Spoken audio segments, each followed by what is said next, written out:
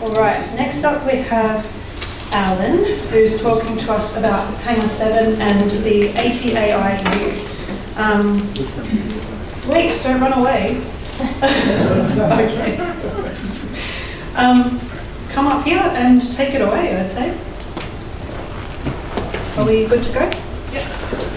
Thank you very much.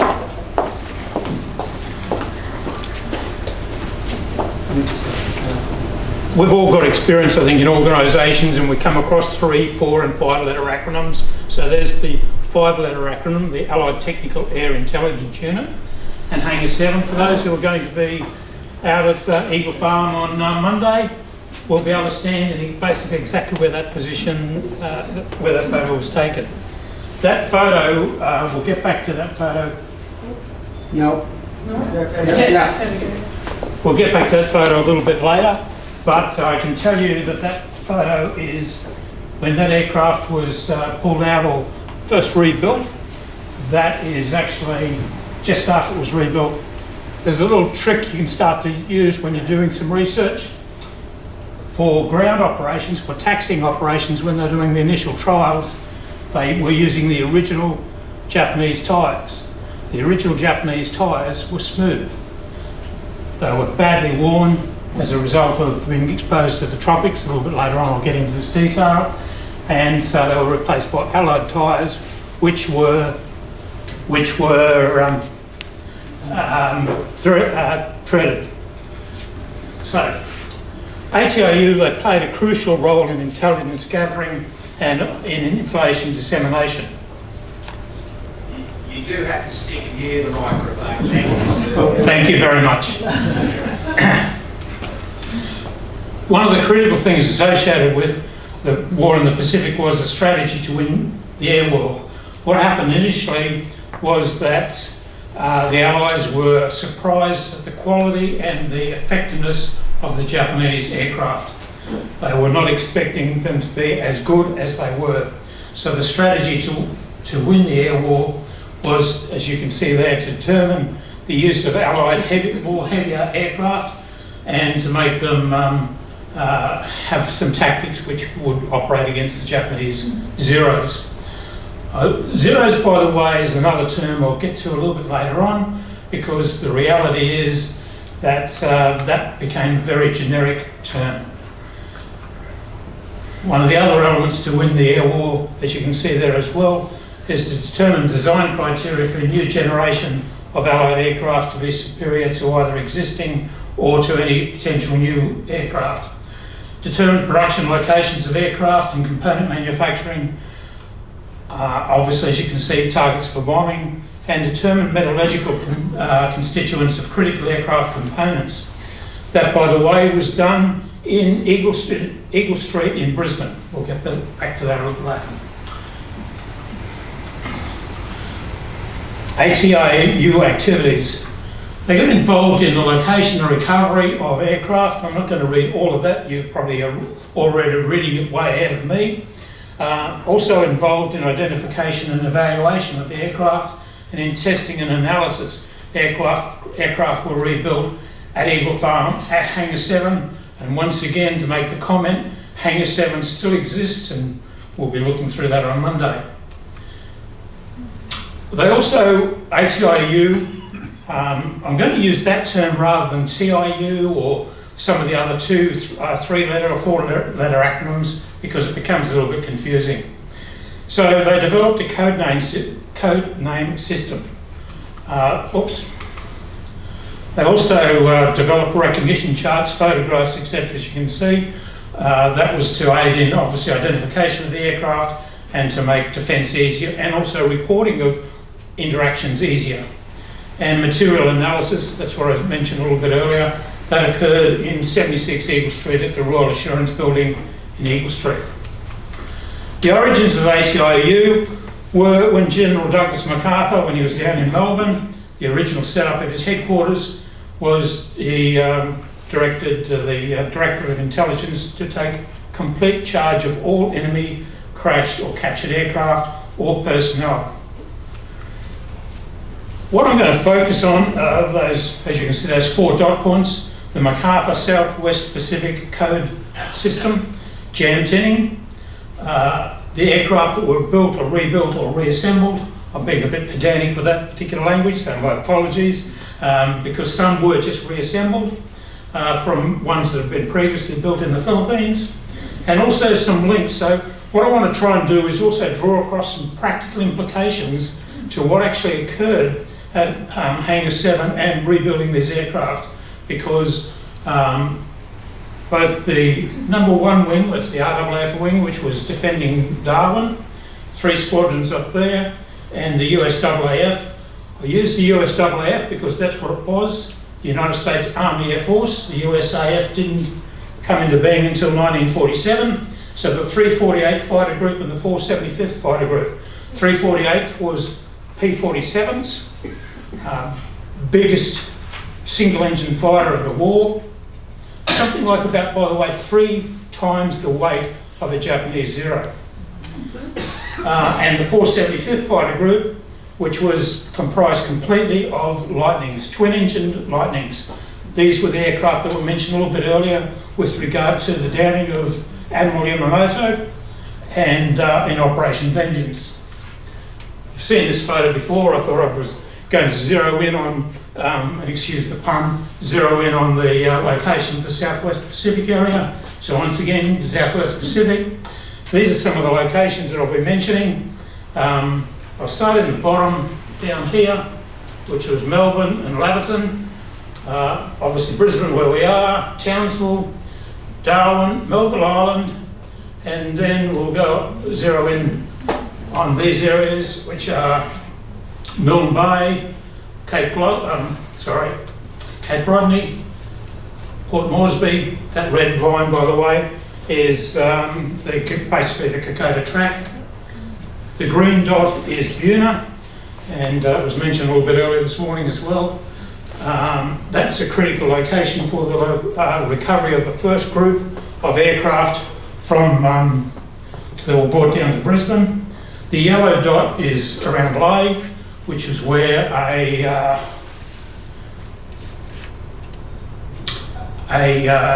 sorry, I'm just having a brain think, a Kawasaki Ki-43 Type 1 aircraft was recovered, and the red dot on the island of New Britain is around Cape Gloucester or Tuvalu, which was where a Tony, a Ki-61, was recovered.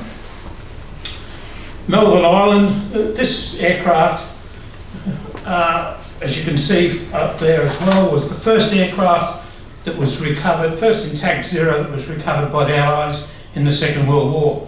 That aircraft was down on the 22nd of the 2nd, 1942, and it was an aircraft that also took part in the attack on Pearl Harbor. We'll come back to that a little bit later on as well.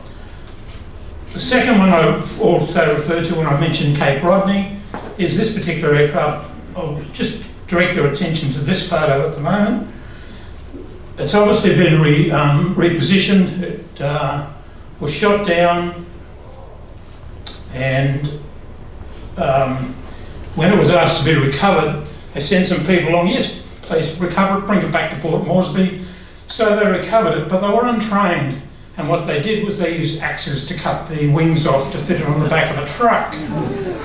You can imagine what happened there.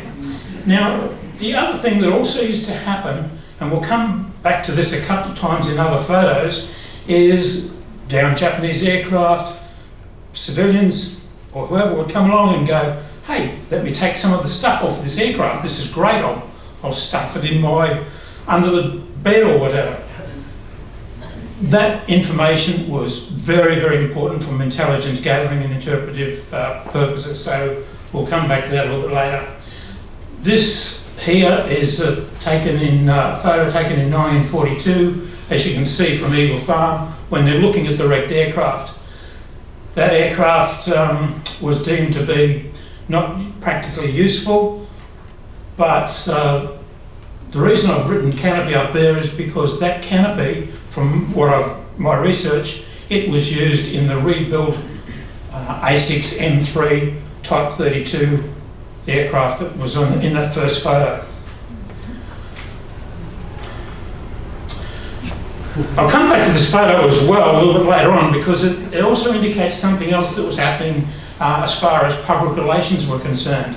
So on the 31st of July 1943, that's George Street in the background, is the Treasury building. It was part of a presentation, a parade going through the Brisbane area. As I said, we'll come back to that one. Lessons learned. I think that what also happened from an organisational point of view is that they start to identify if we're going to recover aircraft, we need to do it in a very controlled and very professional way. And so as a result, they needed to determine the who, what, when, where, how, why the aircraft was going to be recovered. They also needed to have specialists who were involved and who could break apart an aircraft. One of the things that emerged, the difference between Allied aircraft and Japanese aircraft, Allied aircraft tended to have the wings bolted on to the fuselage. You may have noticed that or be aware of that. Japanese aircraft had a main crossbeam, so they were not assembled in the same way. So you really need to know and understand that, hence the damage to that other aircraft I mentioned a little bit earlier. They also, in the development of AIU, they developed retrieval documentation. So when they were going to the aircraft to recover information from it, they were operating to a particular plan. They knew what to do, when to do, how to do it, and document all that appropriately. I want to personalise some of this information as well, because we talk about organisations, but organisations are made up of people. Two people here that were important from the ACIU perspective: Frank McCoy on the right and Clyde Gessel on the left. Frank McCoy, just to give you an idea how successful they were, he shifted in the duration of the existence of ACIU here in Brisbane. He moved from as you can see there, from a captain to a major to a lieutenant colonel. And Clyde Gessel on the left, he was originally a second lieutenant, got to say it the right way, a second lieutenant to a first lieutenant to a captain and then to a major. So they were very, very successful in what they did, and that was acknowledged by many people. We'll move on. Frank McCoy is appointed by MacArthur, once again in April of '42 down in Melbourne, to this particular role. He helped co-develop the MacArthur Southwest Pacific Code terminology. He obviously promoted the role of ATIU as well, promoted it not only in operating within, talking to people about it, but also in being successful in achieving the results that had to be achieved. He selected the team personnel. They originally started off with approximately 6 people in the team. At its peak, there was 260 approximately. So about 200 US AAF, and I think I only come across 1 or 2 United States Navy personnel, and the other 60 I've mentioned up there were RAAF personnel. Obviously, as I've already said up there, you've already read it probably, the lessons learned, he applied those lessons of the who, what, when, where, how, why. And he appointed Clyde Gessel, and Clyde was located at Eagle Farm, and Clyde really was instrumental in some of the success that was achieved. I'm going to focus on 3 areas. The South, as I said before, the Southwest Pacific Code System. The middle gentleman, Francis or Fran Williams, he came up with this idea, and he approached obviously Frank McCoy regarding this code system.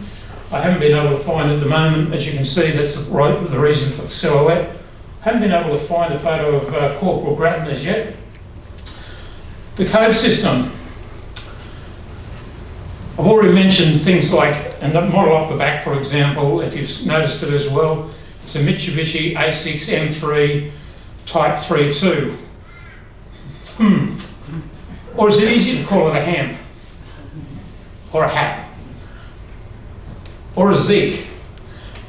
Or a Zero? And that were the 4 code names that ended up cycling through.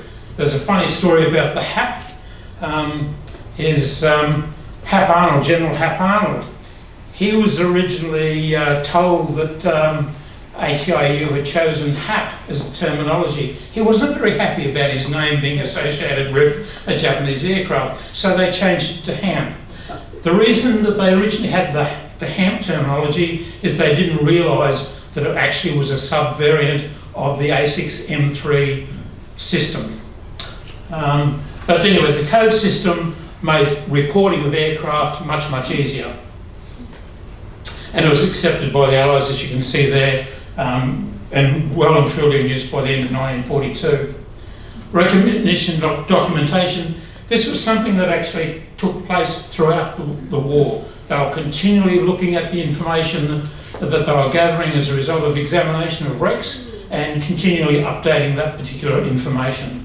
And they'd send it around to the relevant areas so that that could be made into practical use. 5 minutes to go. And just some other little bits of information now. I'm going to flash through all of that, the different types. Clyde Gessel, as I said before, he was in charge of operations. He had a photographic memory. He also was involved with field activities. One of those things that he was doing, that's him testing out a Japanese 7.7mm machine gun. That framework that you can see there, I'm pretty sure that that's a nose cone off of a Japanese Betty bomber.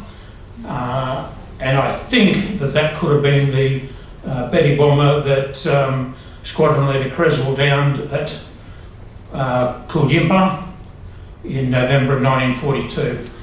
He also tested out 30 caliber and 50 caliber halide ammunition against Japanese armour plated.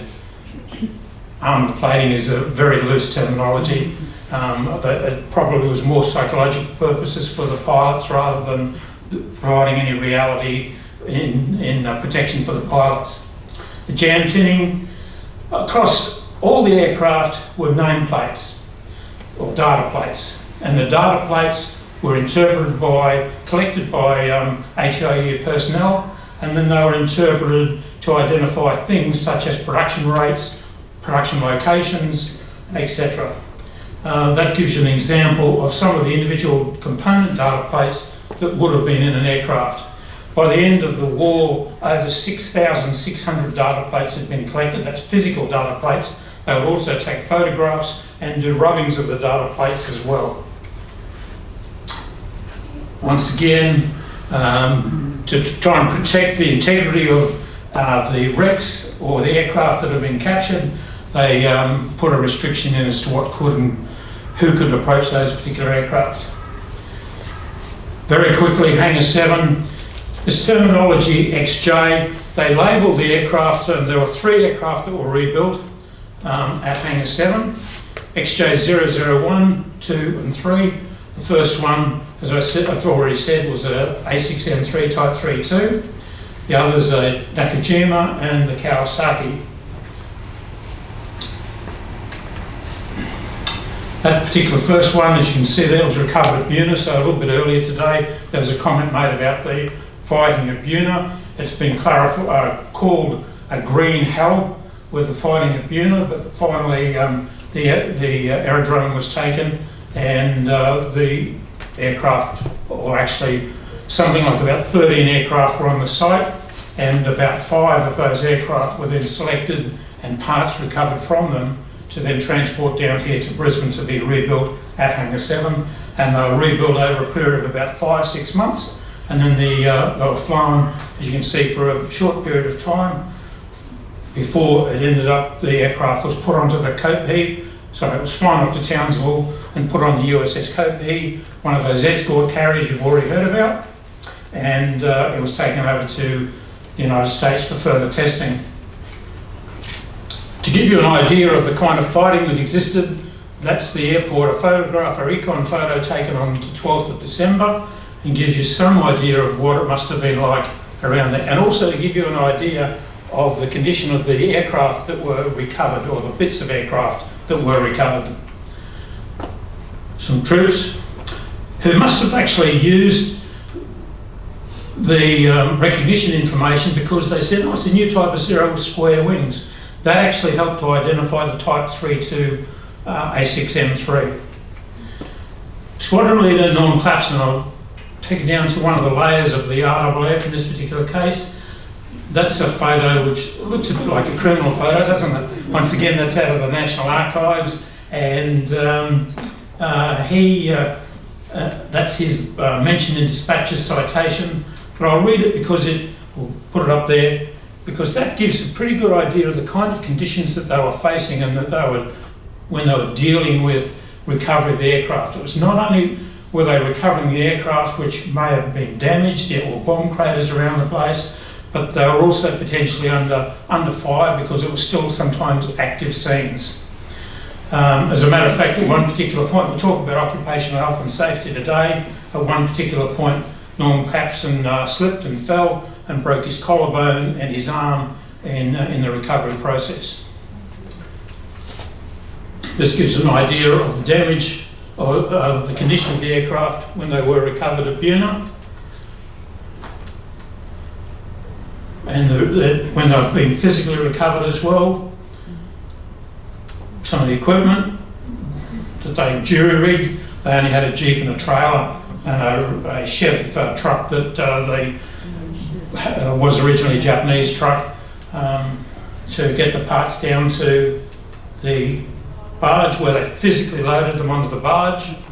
And I'll put this up just to give you an idea of the kind of parts that were recovered. We had to shift them about 500 metres down to the beach, and we're talking around about 7,000 kilos of parts that were manhandled onto that particular barge.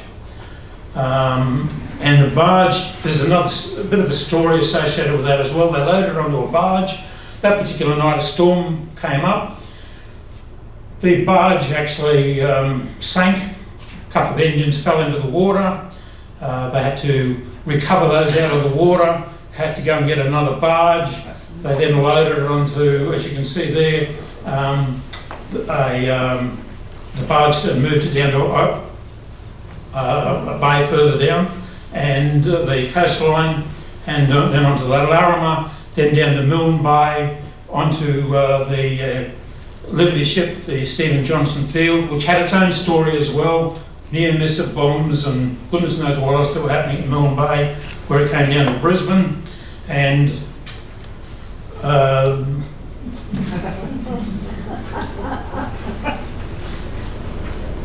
the MacArthur Pass is an interesting element as well, which I'll basically finish off in about a minute with regard to the MacArthur Pass, because it really emphasises the importance that MacArthur put on the gathering of this information. He issued the MacArthur Pass, and key personnel within ATIEU were issued with the MacArthur Pass. And that particular pass, in effect, gave him carte blanche to do what he wanted. I'll zoom in on one particular bit. It is directed that all necessary transportation, communications facilities, guards, rations, labour, vehicle fuels and parts be supplied on request without further authority or approval from headquarters. So in other words, the people from ATIU that were issued with MacArthur passes, in effect, were walking around with General MacArthur in their pocket. And that helped them to get the results, the very successful results that they did get. That's not the Stephen Johnson Field. I've included that as indicative. Right down here in Brisbane, they spent some time in the repair of that particular aircraft, and finally they flew it.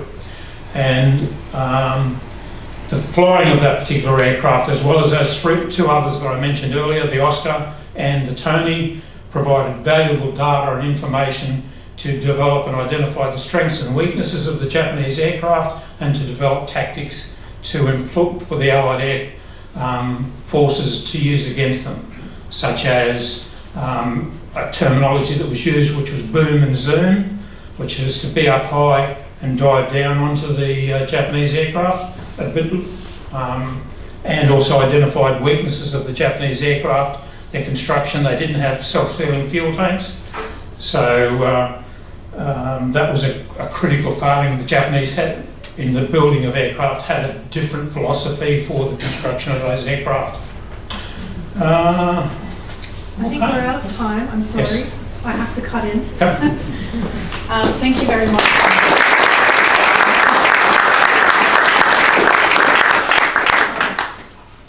I don't know about you guys, but I had no idea that so much work went into the retrieval and repair of aircraft everywhere.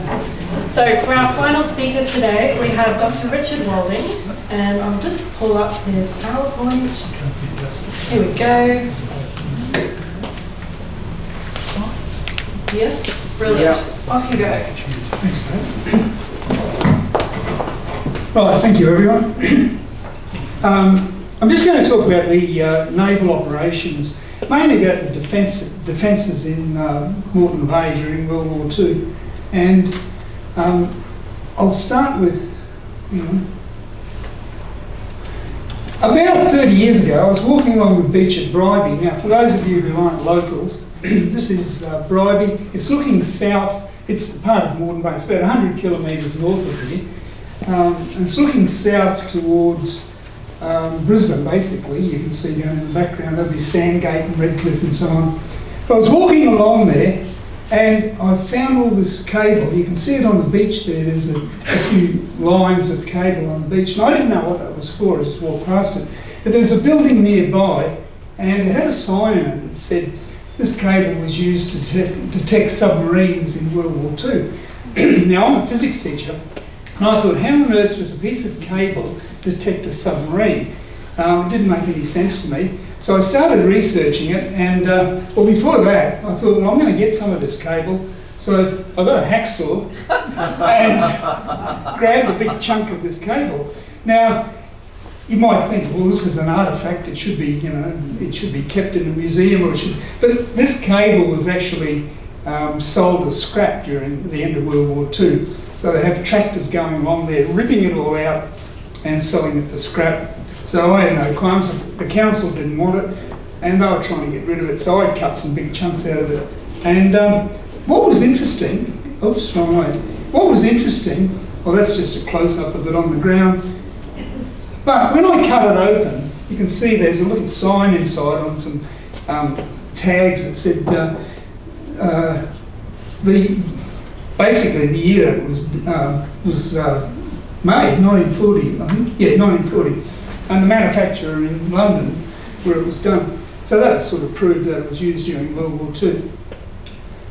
The building, let me just go through where this is. Now, this is Moreton Bay. You can see, well, this is, I was trying to use the pointer, the laser. Big centre button. That's bad. We're down here now, just down here, St Lucia's down here. This is basically Brisbane. Bribie Island is, well, you can see I've written Bribie Island there, and where I found that cable was just about there where the red arrow is, and Caloundra is up at the top there. Okay, and you've got Moreton Island here, but this is basically Moreton Bay. And I'll go through how the ships came in and how they were detected and so on in a minute. Okay, I'm going to zoom in on this this naval hut. Whoops, how did that happen? Well, there's a little video I had there, but it's not going. But anyway, what I was just showing you there is an overhead view of the naval hut at Moreton, which is in the southern end of Bribie Island. Now, that's the hut as it is now.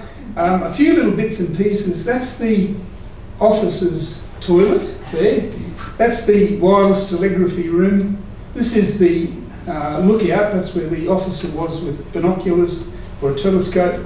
And then there's a little, what's called a HDA room, or as Megan this morning talked about it, ASDIC, which is basically the sonar room just there.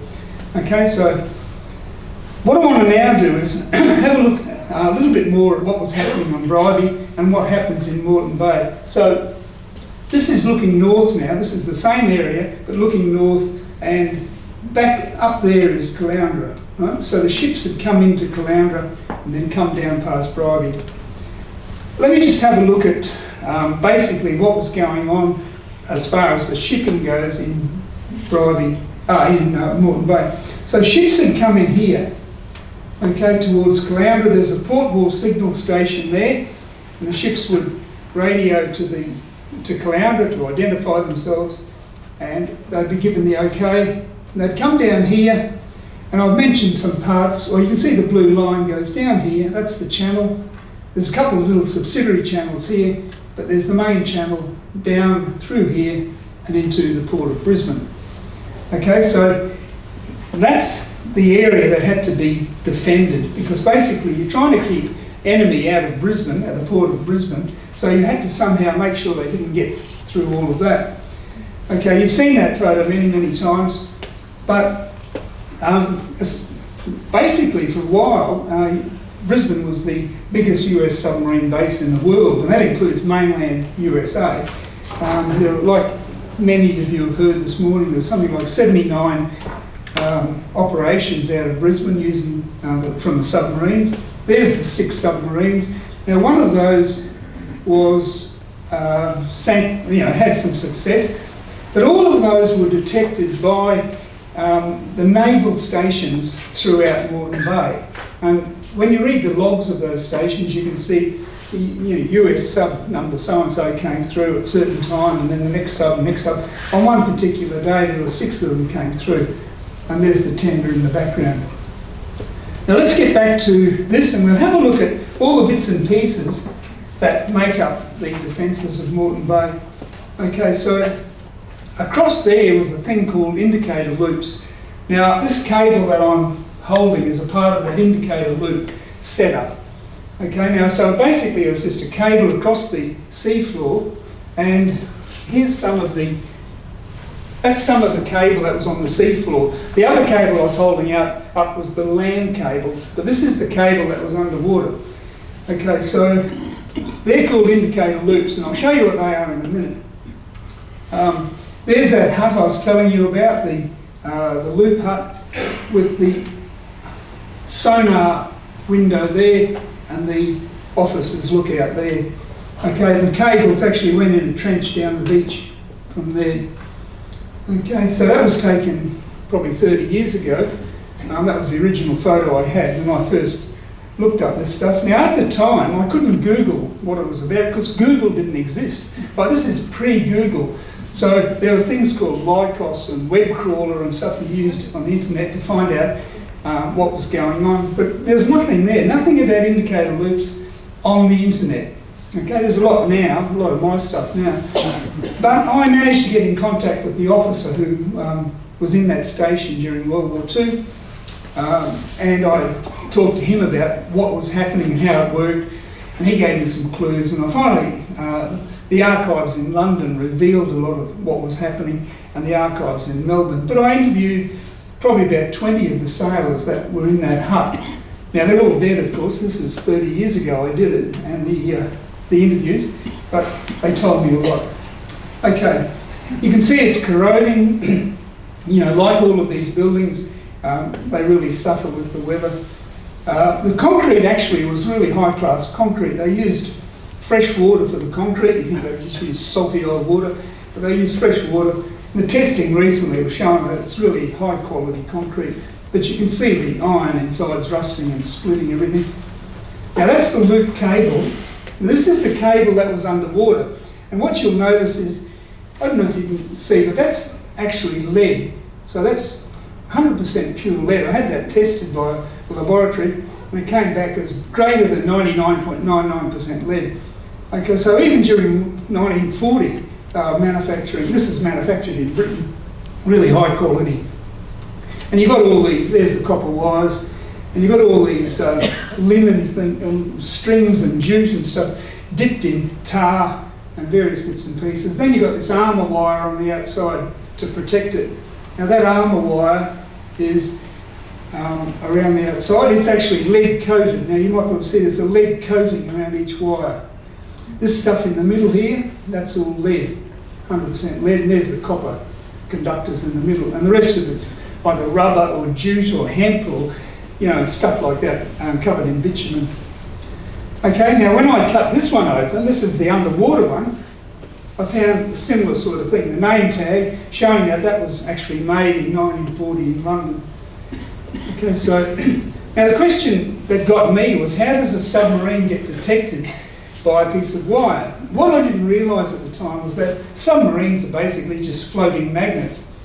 Now, you heard this morning, I think it was Megan talking about demagnetising or deperming the submarines by using cables and or degaussing. There's a lot of words for it. They're slightly different in what they mean, but the degaussing got rid of the magnetism. Now, that's just the Earth's magnetic field, and as a sub travels around the world, it becomes a magnet because it's floating in the Earth's magnetic field, so it becomes a big magnet. If they travel a lot in the northern hemisphere, the bottom part there becomes a north pole, and that's called a north-down submarine. Okay, now if they spend a lot of time in the southern waters around Australia, they become south-down. But most of the subs coming to Australia were from the northern hemisphere. The Japanese, American subs, mostly north-down. And so you could detect them because a magnet basically goes across a piece of wire, and the magnet goes across the wire, it generates an electric current, and that's all there is to it. Now look, I've got a layout of these loops. Basically they're just, you can see they're 2,000 yards long, if you like. So that cable, the underwater cable, is 2,000 yards, and then it's basically a three-legged loop. So there's three lots of that, and it's joined down here. It goes to a tail cable, which is this thing, which goes to the beach, from the beach up to the loop hut. Okay, so, and as the ship goes across there, so there's the ship, as it goes across the loop, generates an electric current, it goes across the middle one. Now, depending on how the loop is constructed, you get a different sort of signal. The signal goes in the reverse direction, and then you get it going in the original direction. So what it looks like, well, this is the layout. So you have these three-legged loops at the entrance to a harbour, and as the submarine there goes across the loops, generates a signal which is detected down in the loop hut. That's the hut I was showing you. They're the underwater cables, like this thing here, and then these things are the tail cables, like the other one I showed you. Okay, so in theory I plotted this using Excel, and I got that as the shape of the current being produced, or the voltage being produced as a submarine or a magnet basically went across a loop, one of those three-legged loops. Here's an actual example from World War II, and that's from America. That was an American warship just going across the American loops on the eastern seaboard of America, and you can see it's exactly the same. So they used the same sort of method. In Australia, we used the British system. Americans developed their own system, sort of modified it, made it more transportable and so on. Now, let's get back to this. Just quickly on what happened. There's one of the main defences, well, not so much defences, but the detection was at Woorong. So, oops, that hut was just there that I showed you. And there's four of the loops.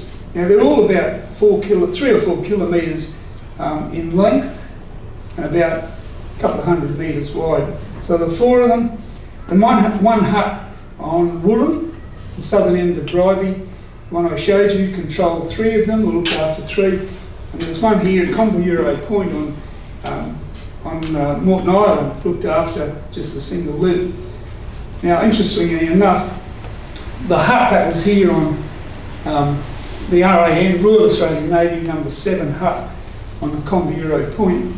Now, they didn't have Navy supplied telescopes and things like that. A lot of the equipment was borrowed from universities, and in fact the telescope they used, Corregidor Point, came from Taronga Zoo. Remember the telescopes you look around you, and so they had that one. The problem with that is, if they ever wanted to use it, they'd get it out, put it there, but if you remember Taronga Zoo, you put a coin in. So what they supplied, Navy supplied, was a bag of pennies.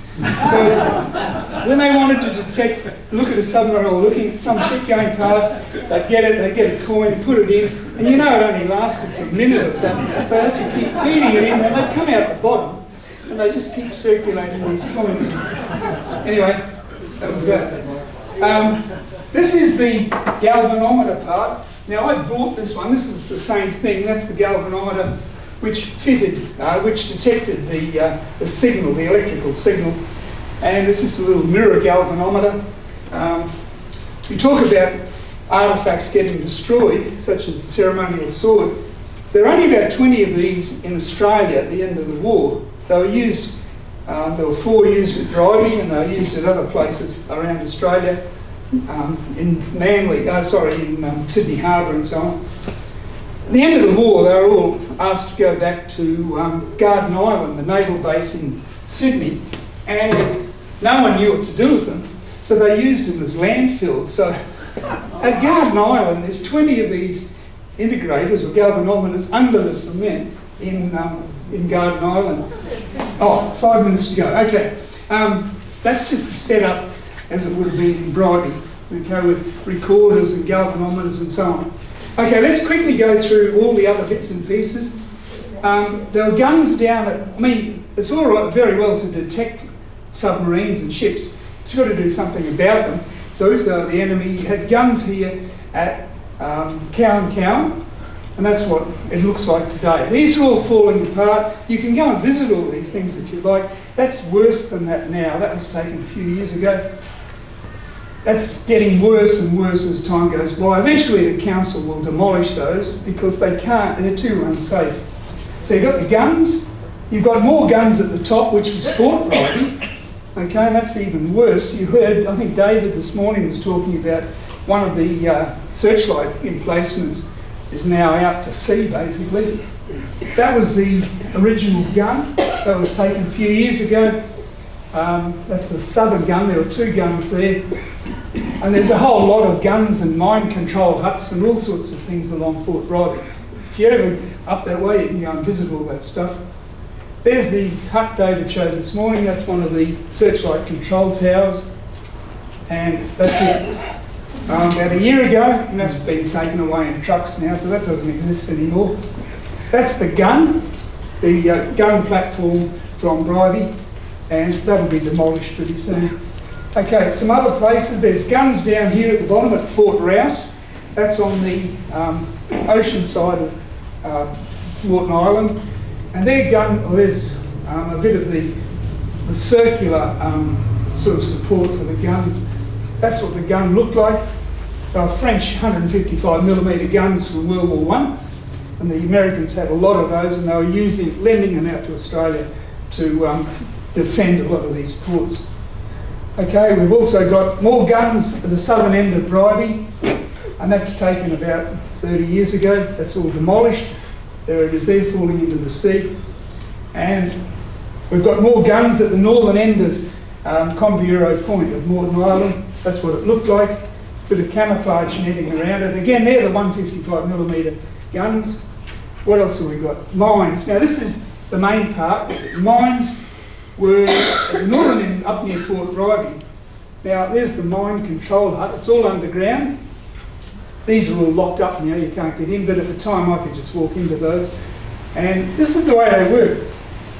So a ship was coming in from Caloundra, would cross this loop, generate a magnetic signal, and then the operators in the hut would wait until it passed over the actual mine loop itself. And as soon as it got over the first one, they'd get a blip on the screen, they'd wait a certain amount of time, and then fire the mines, and all the mines would blow it up. Probably a better example, this is the real layout, and what you can see is this is coming from the ocean, from Caloundra. There's actually 2 of these guard loops. They're really long, but you can then work out the speed of the ship. If it was a submarine, you could work out the speed it took to carry, to pass that 1,000 yards, and they get 2 blips on the screen. And the mines were here. You'd have about 8 or so mines in a little group.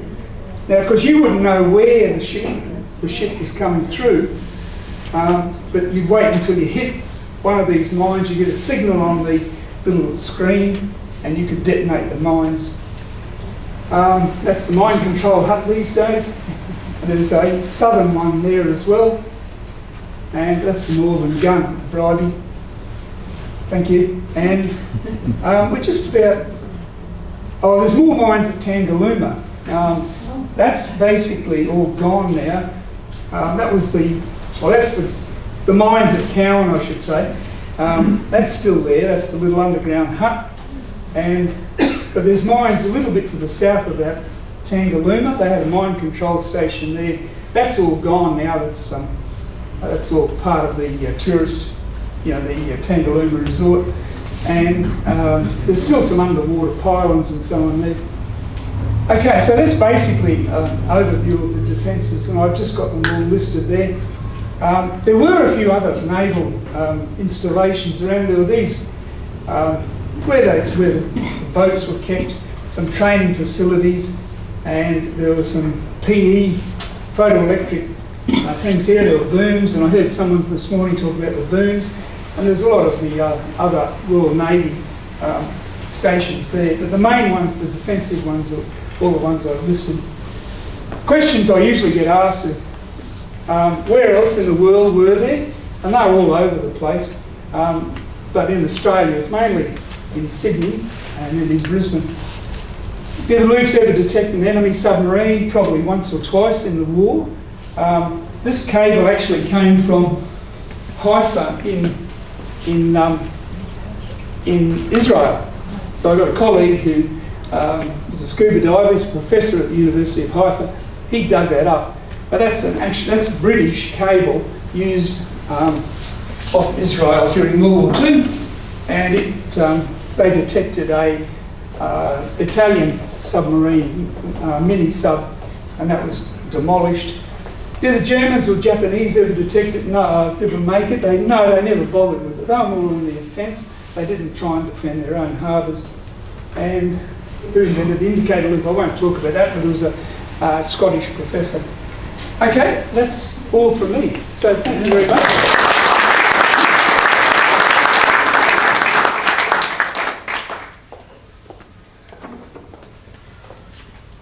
Thank you very much, Richard.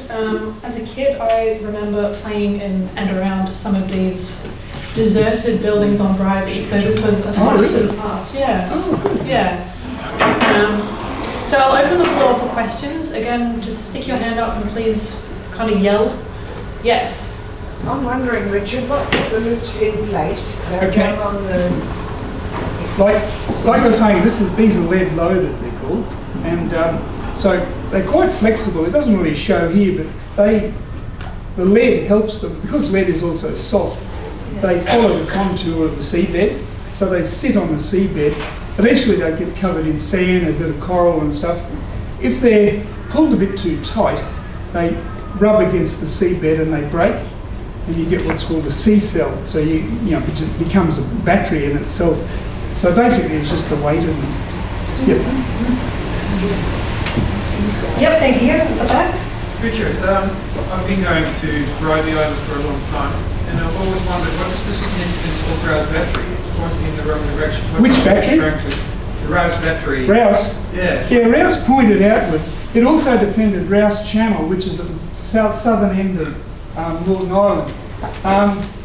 But its guns, those 155mm guns, didn't have a big range, maybe 10 kilometres at the best. The Centaur, which was sunk about 20 kilometres off the coast, a little bit further south, was too far away. They couldn't have fired on any submarines or anything that were attacking the Centaur.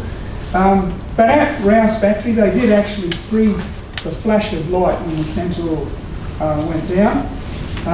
But they didn't know what it was at the time. They thought it was a full moon at the time. There was a bit of confusion about what was happening. David Jones in Subs Down Under, I think there's a couple of books written, I think they might be mentioned there, but also the sinking of the HMAS Centaur talks about all of that as well. So, yep. Richard, I read somewhere where at the end of the war they went out to recover all the mines, and a heap of them were missing and they've never found them. Yeah, I think there was one that I know was missing, but yeah, they detonated them. I think they were too dangerous to collect, so often they just go out and detonate them. The mines were controlled basically by the Royal Navy. They were laid by the Royal Navy and were sort of supervised by the Royal Navy. So the Australian Navy just manned the huts, but they didn't actually control the mines. The mines, I think, were also made, someone was talking about the Ford, there's the Ford factory at Pinkenbar. I think some of the mines were made there, the steel casings for them. But yeah, I think they were just detonated. I think a couple got loose, but yeah. Alan, what happened to the three planes from Brisbane, the Hero, the Oscar and the Tony? Where did they end up? I think it was to America, I think. All three ended up in America. As I said, when you saw on the screen, the Oscar, the Type 32 or 32, it was around for a couple of years, but then disappeared. There's some story that the rear half of the aircraft is now on a hanger somewhere, hanging on a wall, but being repainted back to one of the donor aircraft that were originally found in at Buna. V190, I think, is what's that one. The Tony, there was a problem with the Tony in the way in which it was the only Japanese aircraft that had an inline engine, and it was a licensed Daimler-Benz engine. When the Japanese built it, according to Frank McCoy many years later, they decided to cause the camshaft to rotate in the opposite direction to the original design, and that created a problem with oil lubrication, and there was a lot of pieces of metal ending up getting churned through the engine, and it was being flown at Yanceyville in, I think Yanceyville is in North Carolina from memory, and it had a unplanned landing.